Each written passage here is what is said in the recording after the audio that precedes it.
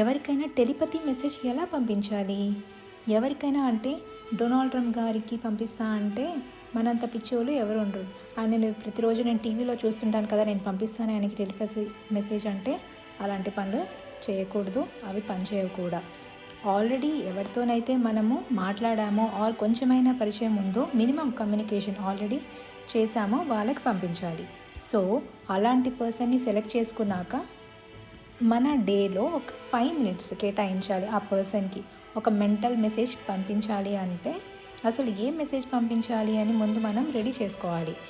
మనం మామూలుగా WhatsApp or మెయిల్లో మెసేజ్ మ్యాటర్ ఎలా టైప్ చేసాము, లైక్ టైప్ చేస్తాం కదా రెడీగా ఊహించుకుని ఇది మెసేజ్ టైప్ చేయాలని, అలాగే సేమ్ మన మైండ్లో కూడా అలానే ప్రిపేర్ చేసుకొని ఇక్కడే బాగా గుర్తుపెట్టుకోండి.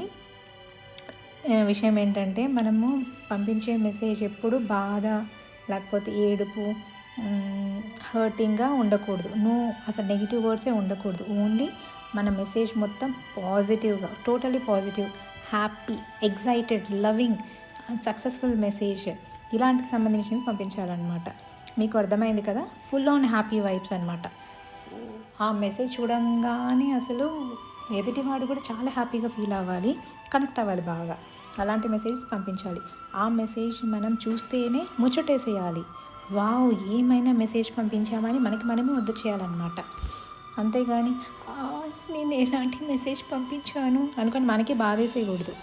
ఓకే, అలా సెండ్ చేశాక ఇప్పుడు ఎలా సెండ్ చేయాలంటే మీరు ఐస్ క్లోజ్ చేసుకోండి. క్లోజ్ చేసుకొని మీ మెసేజ్ వాళ్ళ మైండ్ ద్వారా పంపించినట్లు ఫీల్ అవ్వాలి.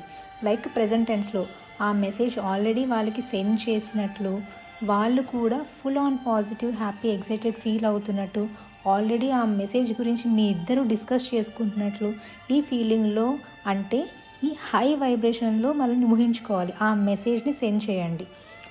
ఓకే, మెసేజ్ సెండ్ చేశాక దాన్నే పట్టుకొని కూర్చోకూడదు, మీ వర్క్స్లో బిజీ అయిపోవాలి. ఇలా చేస్తే మీ టెలిపతి మెసేజ్ ఆ పర్సన్ దగ్గరికి ఎంత ఫాస్ట్గా వెళ్తుందో మీకే తెలుస్తుంది.